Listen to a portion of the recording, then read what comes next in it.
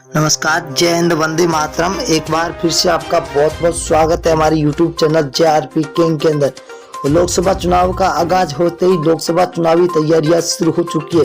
ऐसा लग रहा है कि अब की बार 2024 के अंदर लोकसभा चुनाव के अंदर महामुकाबला देखने को मिल सकता है। परंतु आपको बता दें कि लोकसभा चुनाव से पहले 4 राज्यों के अंदर विधानसभा के चुनाव और विधानसभा के चुनाव नतीजे तय करेंगे क्या वाकई में लोकसभा चुनाव के अंदर फिर से एनडीए की सरकार बनती हुई नजर आ रही है या फिर इंडिया महागठबंधन की सरकार बन रही है। तो हम आपके बीच में जो सर्वे लेकर हाजिर हुए सो सी वोटर सर्वे एबीपी न्यूज सर्वे का सबसे बड़ा ओपिनियन पोल सर्वे है। 545 सीटों का सबसे बड़ा सर्वे जारी हुआ। जब 545 सीटों में से कौन सी लोकसभा की सीट किस पार्टी को मिलती हुई दिखाई दे रही है, तो हम आपके बीच में पल पल की अपडेट लेकर हाजिर हुए। बने रहिए हमारे साथ और वीडियो को आप एंड तक जरूर देखना। राज्य है कर्नाटक, जहां पर बीजेपी को 8 सीटें मिलती हुई दिखाई दे रही है, तो कांग्रेस को 15 सीट, वही जेडीएस को 5 और बीएसपी को 0, तो कुल 28 सीटें। अगर कश्मीर की बात करें तो कुल 6 सीटें, जहां बीजेपी को 1, आईएनसी को 3, पीडीपी को 2 और एनसी को 0 यहाँ पर सीटें मिलती हुई दिखाई दे रही है। ये सीटों का रुझान 2023 का है और बहुत ही बड़ा रुझान निकल के आ चुका है। हरियाणा की बात करें तो हरियाणा राज्य के अंदर कुल 10 लोकसभा सीटें, जहां पर बीजेपी को 4, कांग्रेस को 5, जेजेपी को 0, तो आम आदमी पार्टी को यहाँ पर 1 सीट मिलती हुई दिखाई दे रही है। 2024 के अंदर लोकसभा चुनाव है। और दिल्ली की बात करें तो दिल्ली के अंदर लोकसभा सीटें 7 है। 7 में से बीजेपी को 2 सीटें मिल रही है, तो वही कांग्रेस को 4, आम आदमी पार्टी को 1 सीट मिल रही है, तो बीएसपी को यहाँ पर 0 सीट मिलती हुई दिखाई दे रही है। तो अदर के खाते में 0 जा रही है। अगर हम पंजाब राज्य की बात करें तो 13 लोकसभा सीट है, जहाँ बीजेपी को 1 सीट मिल रही है, वही कांग्रेस को 2 सीटें मिल रही है, तो आम आदमी पार्टी के खाते में 9 सीटें जा रही है और एसएडी को 0 सीट मिलती हुई दिखाई दे रही है। अगला राज्य है जहाँ पर मेघालय राज्य, मेघालय के अंदर 29 विधानसभा सीट है, जिनमें से बीजेपी को 12 सीट मिल रही है, तो कांग्रेस को 15, वही एसपी को 0, तो बीएसपी के खाते में 2 सीटें जाती हुई दिखाई दे रही है।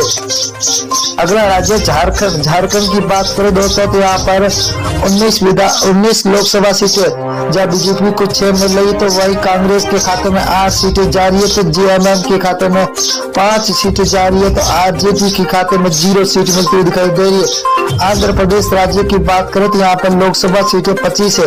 25 में से बीजेपी को 8, वही कांग्रेस को 4, तो वाईआरएस को 10 और टीडीपी को 3 सीटें मिलती हुई दिखाई दे रही है, तो अदर के खाते में 0 सीट मिलती हुई दिखाई दे रही है। उड़ीसा की बात करें तो उड़ीसा के अंदर लोकसभा सीटें 21 है।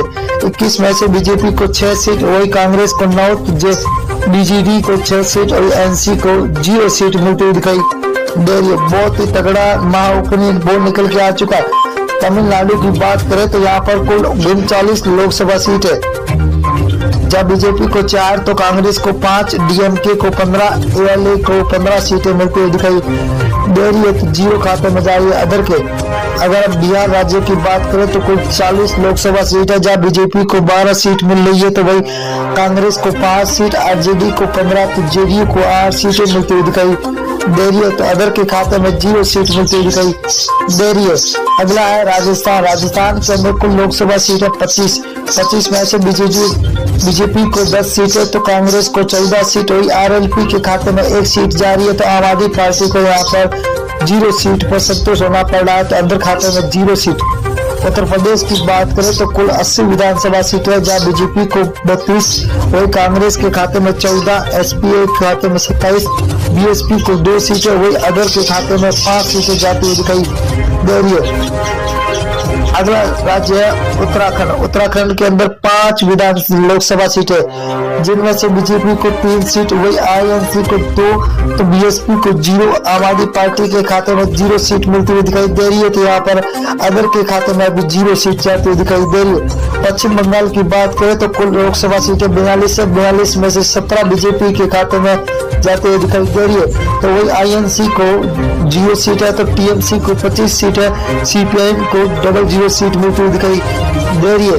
आंध्र प्रदेश की बात करें तो आंध्र प्रदेश के अंदर लोकसभा सीटें 2 है, जहां पर बीजेपी को 1 सीट मिल रही है। तो यहाँ पर कांग्रेस को खाते में 1, एसपी को 0, तो बीएसपी के खाते में भी 0 सीट जाती हुई दिखाई दे रही है, तो अदर के हाथों में 0। अगर हम मेघालय की बात करें तो मेघालय के अंदर लोकसभा सीटें 2 है, 2 में से बीजेपी के खाते में 0 सीट, 1 सीट जा रही है, तो वही कांग्रेस को 1 सीट मिल रही है। तो एसपी को 0, तो बीएसपी के खाते में भी 0 सीट जाती हुई दिखाई दे रही है। अगला राज्य है जहाँ लक्षद्वीप है, लक्षद्वीप के अंदर लोकसभा सीट 1 है, वही 1 कांग्रेस के खाते में जाते हुए दिखाई दे रही है। तो बीजेपी को यहाँ पर 0, एसपी और बीएसपी के खाते में भी 0 सीट जाती हुई दिखाई दे रही है। अगला राज्य है महाराष्ट्र। महाराष्ट्र के अंदर 48 लोकसभा सीटें हैं, जहाँ बीजेपी को 15, कांग्रेस के खाते में 14, तो एसएचएस को 10 और एनसीपी को 8 सीटें मिलती दिखाई दे रही है। तो अदर के खाते में 0 सीट जाती हुई दिखाई दे रही है। छत्तीसगढ़ राज्य की बात करें तो यहाँ पर लोकसभा सीटें 11 में से बीजेपी को 6 सीट मिल रही है, तो आईएनसी के खाते में 5, आम आदमी पार्टी को 0, बीएसपी को यहाँ पर 0 सीट मिल रही है, तो अदर के खाते में भी 0 सीट जाती हुई दिखाई दे रही है। तेलंगाना की बात करें तो कुल 17 लोकसभा सीटें, जहाँ बीजेपी को 3 सीट, वही कांग्रेस को 5, तो टीआरएस को 7, एआईएम को 2 सीटें मिलती हुई दिखाई दे रही है। बहुत ही बड़ा तगड़ा झटका लगता हुआ दिखाई दे रहा है आपकी बात। अगर केरल की बात करें तो केरल के अंदर 20 लोकसभा सीटें, जहाँ बीजेपी को 1 सीट मिल रही है, तो कांग्रेस को 10 सीटें, वही एलडीएफ को 9 सीटें मिल रही है, तो यूडीएफ को 0 सीट मिलती हुई दिखाई दे रही है, तो अदर के खाते में 0 सीट जाती हुई दिखाई दे रही है। असम राज्य की बात करें तो कुल 14 सीट है, जहाँ बीजेपी को 7, को